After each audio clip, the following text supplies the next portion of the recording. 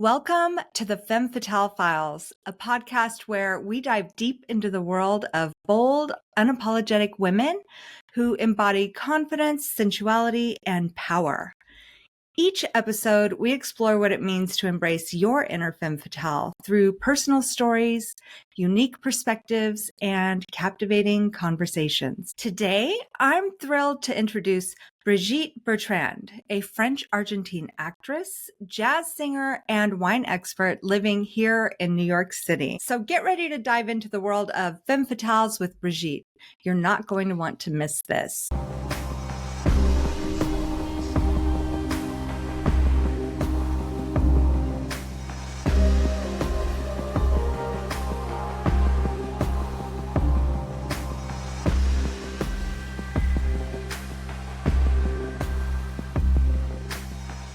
Okay, welcome, Brigitte. It's so good to see you again.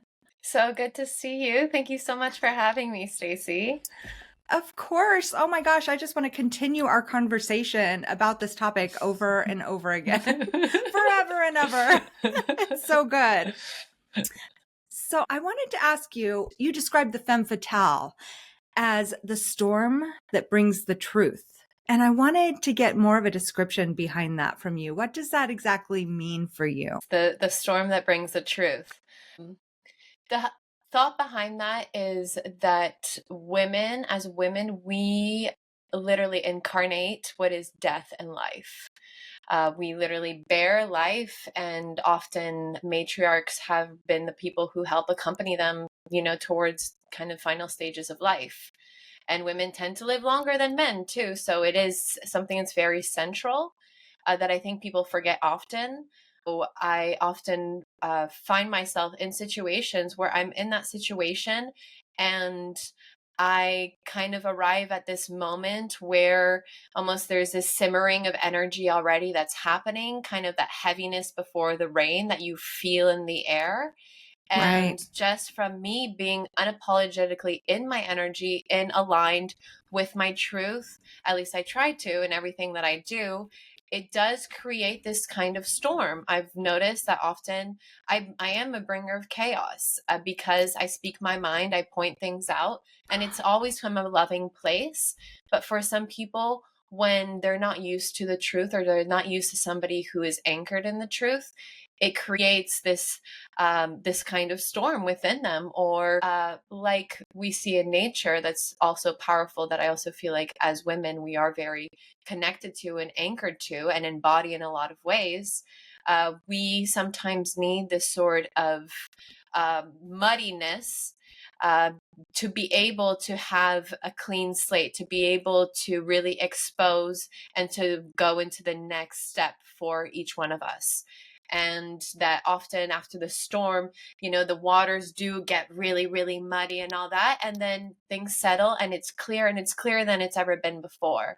And this part of the cycle and nature of life. And I believe a femme fatale embodies that danger, embodies that danger of Mother Nature, of a femme fatale will expose your weaknesses because she is truth. And that I think in film noirs, she is often the villain because we don't want to look at the truth. Often the truth is inconvenient. And I'm the first one to know that.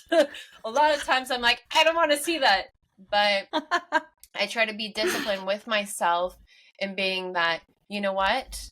The truth has a certain vibration and we have to honor that, especially a woman, because there's a saying that's men are afraid of a woman basically making fun of them and basically humiliating them, and women are afraid of a man killing them. That there is this aspect that women have this innate power that always in any sort of tradition has been put forward, and that this kind of embodiment of life and death for me really does translate in what is a femme fatale, because like I said, even in noirs, the femme fatale just exposed what was already there.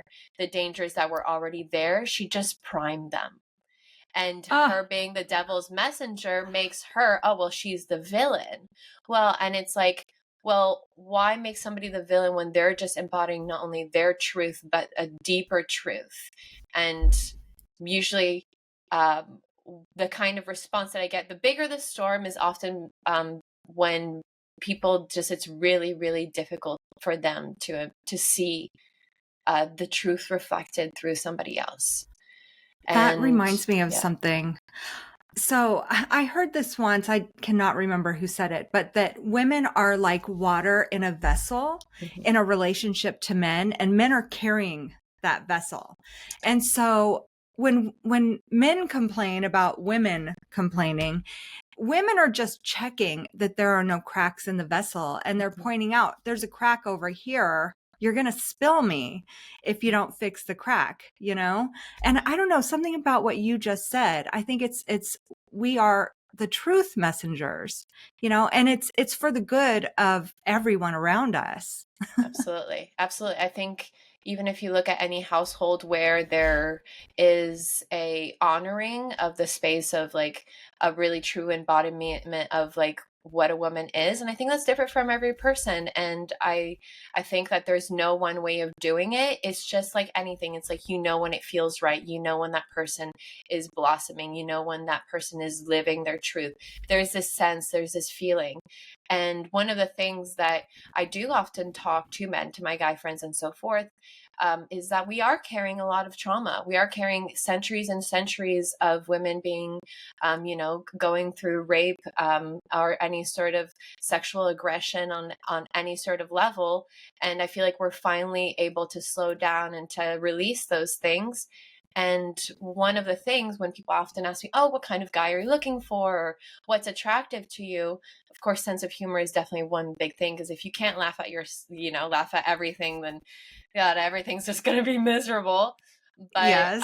But often it is men who are able to, who give off safety, as in when you're with that man that, and it doesn't necessarily need to be romantic, but the space where you feel safe, where you don't feel like you're literally going to have to fight somebody off, fight for your life, and these are all situations that I've been in, and Yeah. that I really try to reward good behavior, and especially in men who do create that space and who are very mindful about that, I feel like part of the women's movement that's not talked about enough is actually also men doing their work that they need to do, because they're also carrying generational trauma, and they need to come together and see how they can change so that we can change all together. It's not just us women. We also have to help men be like, hey, this is what we need. And I feel like what you're talking about, that vessel, is that we have this innate great power. Women are starting to really tap into understanding their worth, and not only like by their careers, but also just that they don't have to follow these traditional roles anymore, and that even the job market in the future there's a need for diversity and creative solutions, but we don't have any of that if we don't feel safe. A woman cannot blossom without that safety. Oh, And it's so important. And we are innately afraid that somebody is going to attack us physically, mentally, or some sort of thing, because that is just what has happened usually, for yeah, most it's of us. generational. Yes. Generational trauma is for real. I mean, I feel like so my mom and my grandmother, they both got married 5 times. In all I love fairness, that. yeah, my mom did marry one man twice. He was Hmm. the best man ever. But, you know, it gave me examples to look for, like what works in relationships, what doesn't work, what Hmm. types of men I wanted to find. And it took me 52 years to find somebody that gave me that sort of safety, but was still like funny and all of the other qualities, you know. Whereas I think a lot of people get stuck in the trappings, this idea of finding somebody with status or beauty or whatever. So the safety is huge for me, but Well, not always easy to find. absolutely. And I think also when you kind of start experiencing different things in life, I think it does become apparent for people who at least are trying to listen in, is that status, money, all of that, it can go away like this. but the fundamental of who we are and what we embody in our everyday and how we treat people, our level of respect, our level of awareness. And so is something that I think is somewhat learned, but we can also learn ourselves, but that tends to not shift. And I tend to look for people who have these fundamentals and who incorporate them and who embody them, of integrity, for instance. And I think integrity, there is a sense of safety because there's a sense of honor, of honoring other people, of honoring yourself too. And that I've definitely had a lot of men who have tried to wave all kinds of money and status in front of me, and who expect somebody who looks like me to be thrilled by that. And my response is the opposite. Of course, like I like nice things, you know, I like to eat out and so forth. Are these things fundamental to my happiness, to the joy that I create every day? No, they're very fleeting. But I think the people, I was thinking about this because I was seeing somebody this summer, and I had an incredibly, incredibly positive experience. And I did see that this person did create a safe space for me where I blossomed so quickly in so little time. And I was even surprised by myself. Because it is this sense, oh, we don't need a man, we don't need a man. Yeah, it's like we don't need people. Okay, yeah, okay, that's fine up to a certain degree. But there are certain things that are innate. And I think that we all blossom differently. But one of the things that I had such a positive experience, and I was like thinking about, okay, well, like what really fundamentally like turns me on in a man? What is something fundamental? And I found that that sense of kindness and like really that heart kindness of sort of, that heart energy is what I find most attractive. And it's like the little things. It's like, okay, like we often when we would order like food just to be delivered, like on a Friday night, we'd order tacos. And without even thinking, it'd be like, oh yeah, I already ordered some tacos for the doorman. I'm going to bring it down to them, this and that. Like, so, you know, like this kind of like small gestures, I didn't even think about it. And I'm usually the thoughtful person. So really great. I mean, Salma Hayek has all these incredible citations, but one of them, she talks about her marriage, is that it's never a blame game. When there's an issue that arises, it's never, oh, you did this, oh, it's because this and that. It's always, okay, what can we do? How can we work towards a solution? What can you do? What can I do right now? And more about strategizing. And I think more and more there are these healthy dynamics and people are talking about them and so forth. But in some ways, it is hard to even have these healthy dynamics without first us as women to really be connected in what we want to embody and the full of that embodiment. But yeah, I totally agree. Yeah. We have to know what's necessary to have a good partnership. And I just want to backtrack for a second because you said that what impressed you was him being thoughtful of like the doorman. And I feel like I found a great thing to look for in a partner is somebody that can care for plants. Look for a man. I am not kidding, because plants, they're something you have to actively take care of, but they're not exactly giving you all that much in return, except, I don't know, beauty, which, you know, that's a big deal. But, you know, you could see men, you know, they donate for charities, but they're getting a write-off on that, you know? So find the helpers or the people who want to care for things. That was something I looked at, and I am convinced that it's a really great trait. Absolutely. I think, and I think that comes with some sort of, what a man is also conscious of his sensitivity and does not feel that I don't think sensitivity is necessarily feminine. I think sensitivity is universal. I think we just attribute it to women because women are better about expressing their desires than men are in some ways, and not all women and not all men. But that aspect of somebody who is actually paying attention of the world around them and the impact that they're having on that world. And like you're saying, a plant world is a very small inner world. It's a very intimate thing that it's, and that's not a kind of thing you can just tick off a box. That's something that you observe when somebody starts revealing themselves to you. Right. And right. definitely a green flag. Plant daddies are definitely a green flag. Plant daddy. Yeah.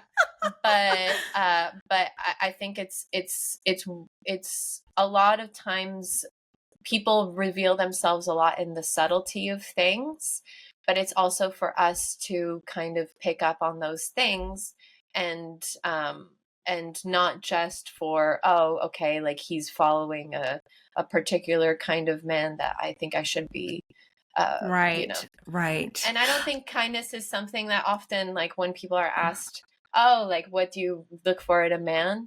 I do tend to have atypical answers, and I do shock a lot of people who are kind of like, well, I don't understand why you're not, you know, because they're so attached to these different archetypes.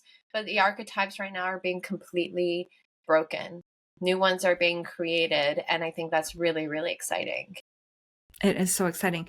And you mentioned desire. And to me, I think that a woman who can express her desires, who knows her desires, I think that's another definition of a femme fatale. And maybe we need to express our desires more than men because of that generational trauma where our needs were not necessarily being accounted for.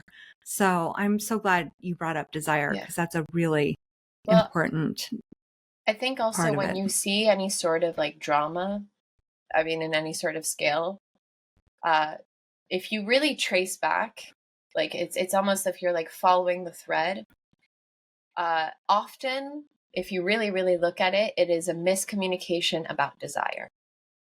Ooh. If you really, really look at it.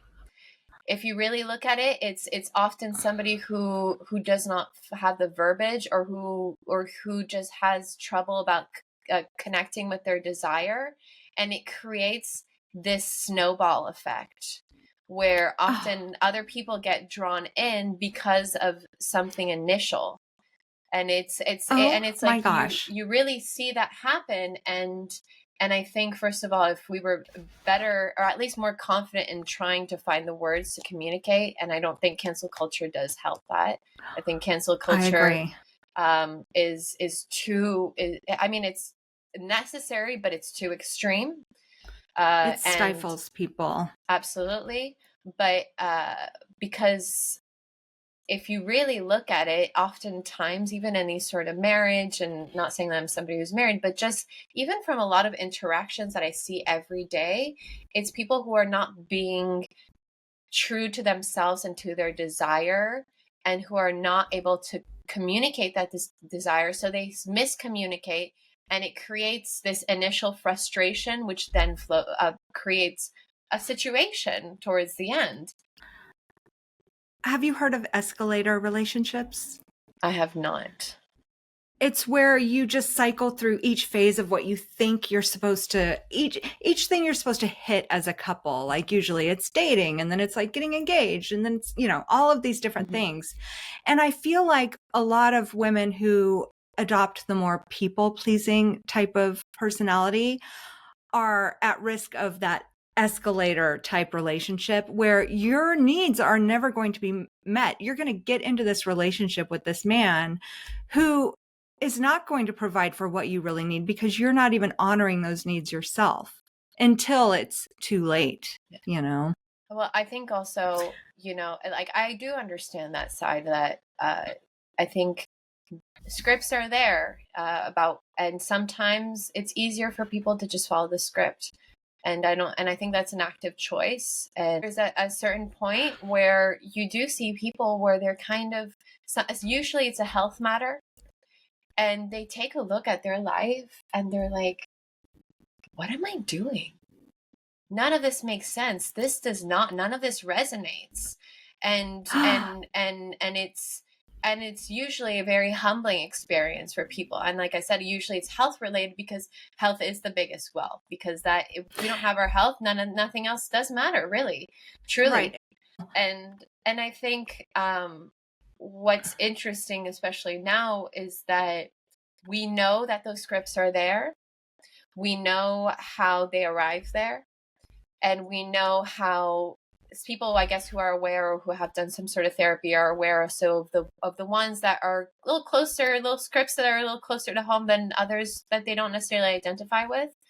And if we can be actively imaginative about our future instead of just following the script, and literally let our mind be wild, literally go towards the wildest dreams, a lot of times we do make decisions that are more aligned with our desire.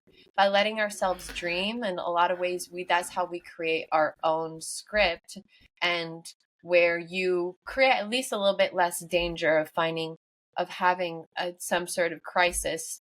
You know, people say midlife crisis or whatever, but it can happen at 25. It can happen at 55. Right. I see it all the time. And it's this fundamental, oh wow, I'm following the script, but I'm not living my life.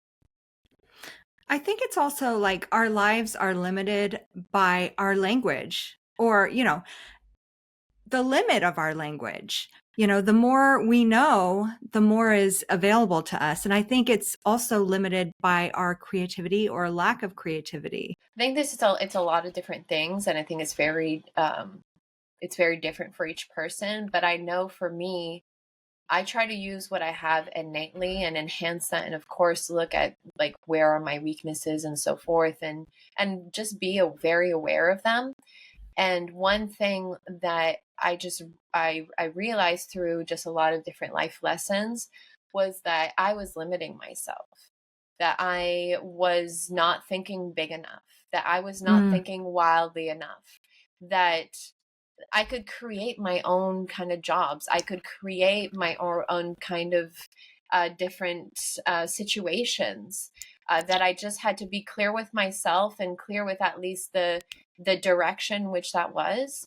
And I mean, if I look at kind of who I am today, where I do feel very extremely happy and very much in my own energy, I don't think 10-year-old me would have been like a jazz singer and sommelier. That doesn't exist. I know, it's amazing. Like it's amazing. I would have been like, oh no, that doesn't exist. That's like a made up job in a cartoon. Like that's not for real. And I think even for me, stepping on the New York jazz scene, I wanted to do my own thing. And I think I was like, you just have to look at fear in the eye and be like, you're here and I'm still going to do this. And kind of developing the style that I do and embodying kind of also philosophically a lot of the things that I love about Femme Fatales, about old Hollywood. And old Hollywood has a very dark history as well. But kind of, what is it, pre-code? It was pretty dark back then, but like really interesting. Yeah, well, I think there is definitely a romanticization of old Hollywood, and I think you know, like people are going to be watching Gilda till the end of time. Like that's just the thing is going to go. There is something that's so timeless. It's really like stuck in time about that era, that we have kind of also solidified like that dreaminess when we think of Hollywood. But I think also, I mean, there is a very, very dark, I mean, not only the drugging, but the sexual abuse and so forth, which continued quite heavily in a lot of different ways. I mean, the 1920s casting couch was still alive and well when I was in LA in 2015. Right. Like 2014. And my take is kind of this revenge in some sort of way of sometimes when I'm feeling really, really down, I'm like, specifically with Marilyn Monroe, I'm like, what would she want to do? Like, how much fun would she want to have with this? And kind of be like, even for my grandmother, I found out actually wanted to be a singer, and it was not permitted for a woman of her class at that point in Argentina for her to be a singer. So for me, it's kind of more being like acknowledging the work that these women did, the women from the past, and kind of being like, hey, I'm trying to do what y'all couldn't do. Yes. I'm trying to embody what you couldn't embody, and I'm going to do it with some sick ass gloves and a James Bond dress, because why the fuck not? Exactly. Oh my God. So you mentioned the Marilyn Monroe thing, and that's a question that I ask my clients before their photo sessions is, who is your alter ego for this session? Because it can really give you confidence if you imagine how somebody else is approaching something like that. You know? I remember we had this poster where I used to work in LA, and it said, what would Johnny Cash do? And I love that. And I had never really thought of that, of kind of like that embodying, oh, like what would this person do? I feel like me and Marilyn, at least a big part of my adult life, it's been a very, I've always been afraid of her, because I think I see a lot of myself in her on both sides. I see that like sunshiny aspect, that kind of like energy activation of just like, whew, like embodiment of this like divine feminine energy on the particular kind of scale. But I also see the other side. I also see how some days like your demons take over, and there's really nothing you can do. And that I had some pretty dark times in my life where she would pop up a lot, and I would be like, I don't want to go down your road. I don't want to go down your road. And and I did have a kind of a tough moment recently, and I was kind of like, wow, like I am so lucky to be doing not only what I'm doing, but to be kind of doing the healthy things that Marilyn would have loved to do. Oh. That I think she would have really loved, even just like becoming a wine expert. I think she would have loved, just kind of constantly learning and being a jazz singer in New York and that kind of thing. And in some ways, I'm now shifting and more being like, I'm going to do what you weren't able to do. I'm going to fly. And in some ways, like, I feel like she definitely did help. Any sort of like glamour or so forth, there is a link to her. I think she did create something that's very timeless as well. And in some ways I try to honor her than what I do, to be able to do the things that she flew super high, and I'm like, hey, I'm gonna like take that wind from your wings, and I'm gonna go even higher because you're allowing me to do this. You know what I love about this? One of the questions I was going to ask you later on in this, but I'm just going to go for it now, is, what do you look to the generations ahead of you, the generations of women ahead of you, for living your life? What kind of things have you learned from them? And I feel like you're studying the women who came ahead of you, who paved the way for you, and you're like learning from their mistakes and honoring them in so many ways. So I don't even know that you need to answer that question now, but you can if you want, if there's anything else that you look for. Well, I think that we are in need of new idols. I think that there's a big gap into what is actually happening consciously within people. And so for people that we look up to, I think there's room for new stars, and stars, not celebrities, stars, because there's actors, but there's stars. Stars are literally the people that do pave these ways. I think Taylor Swift is one of them, but I think that she is outdated, and I will stand by what I just said, but there's room for more. Yes, there's a lot of room, and I think unapologetic is going to be central. I think Chappell Roan is on that path. I think she's definitely paving the way for these next stars that are going to be that kind of mindset of, I believe the femininity of the future is going to be very inclusive of a lot of different things. But like I said, I think we need to invite men more into the mix, and that I think female empowerment between each other and lifting each other is very, very important. But Yeah. we can't do this without everyone at the table. Right. We can't be so divisive forever. We have to include them. I have a friend doing really beautiful men's work. His name is Max Trombley, and he's doing men's groups so that they can actually learn from each other and better their own lives, and also the women in it, because when we work on ourselves, we're affecting everyone around us. So I just wanted to give him a shout out for that. It's really beautiful to see. And I'm sure Matt would probably say this too, but I think one of the most difficult things for men is grief. I think as women, since we do have that womb kind of connection, grief, I'm not saying is easier, but I think it is something that is particularly difficult for men, that because they see that having some sort of emotional response is seen as kind of unmanly, that actually processing grief, I know, is something that's really, really, really important for men, and that they don't often have those safe spaces to do so.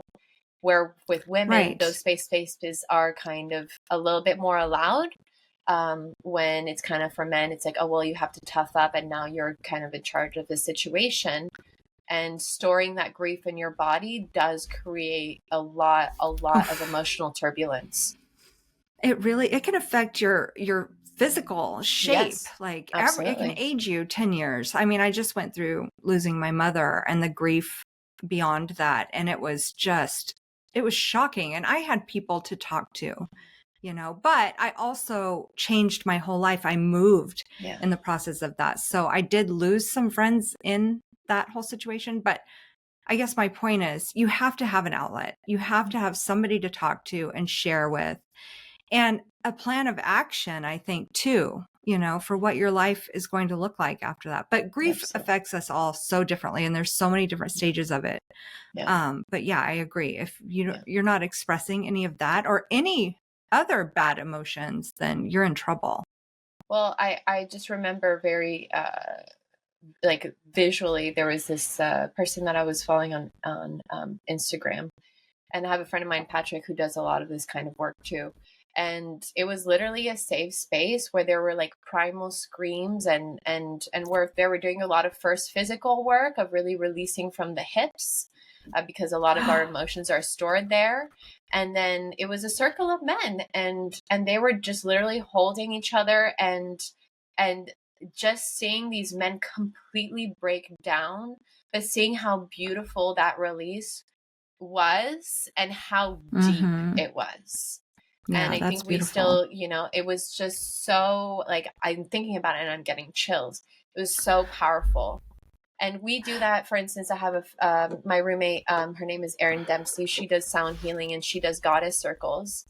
And we have done like full moon, like goddess kind of, goddess circles. So basically a bunch of women or female identifying and coming together for like full moon, and literally focusing on a particular deity and really like taking the energy and working together. And it is so incredibly powerful. I still feel the ripple effects from some of that work that we've done, because releasing together as women was like, I didn't know how much it would amplify things until afterwards. And I was like, wow, I really just like let go of so much. And it was because I felt held. Yeah. And I think, and I think I think part of also being a femme fatale is when you are the storm, you also know how to create peace after. Is that I think it's really fully embodying, like I say, the aspect of nature, of kind of being like, hey, this is a tough listen, but like I'm a soft pillow that you can rest your head on, whether that be emotionally, whether that be physically, that kind of thing. I have to go back to the goddess thing because I was studying I was studying goddesses and just doing goddess work on my own for a while. And for my 50th birthday, I had a bunch of girlfriends come for a goddess party at a Kundalini studio. And the leader at that studio, oh my gosh, she did just such an amazing job of leading this party. She had everybody like write cards out for me, like things that they loved about me, which we don't get to hear all that often, you know? And I mean, everybody was impressed with the whole goddess experience, but there is a book. Actually, it's a book and a CD by Sally Kempton, who died just this past year, I believe. She was the leading expert on goddess studies. And she has this CD where you go through the different goddesses. I believe they're all Hindu goddesses. And I remember the one on Durga, it might have been the first one. And that is the like mother strength goddess that just made me bawl my eyes out. Like if you are in need of mothering, go run a hot bath, pour some bubbles in and sink in and listen to this, this meditation that she has. Oh my goodness. I felt like her arms were around me, you know? So I'll try to leave a link for that. Yeah, I forgot the name of it. It's Sally Kempton. Actually, I see it on my bookshelf. Awakening Shakti. Awakening That's the name of the. I love that. Yeah, that's the name of the book. And the book is a little different from the CD, so you might want to get both of them. But listening to her recite these meditations is so powerful. Oh my gosh, you will love this. And that's where we're going to have to pause for today.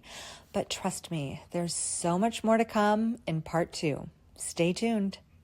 I hope you found this conversation with Brigitte as inspiring as I did. She's truly a force, and I hope her insights encourage you to step into your own power and live life more unapologetically. If today's episode sparked something inside you and you're ready to tap into your own femme fatale energy, I'd love to help you capture that in a photo session. You can find me at my website, staciefrazier.com, STACIEFRAZIER, where you can reach out to book a session. And as always, I'd love to hear from you. Please share your thoughts in the comments below. Let's build a community of women who embrace their inner femme fatales. And don't forget to share this episode with anyone who might need a little nudge to unleash their own femme fatale vibes. Until next time, keep owning your power, embracing your sensuality, and living life on your terms.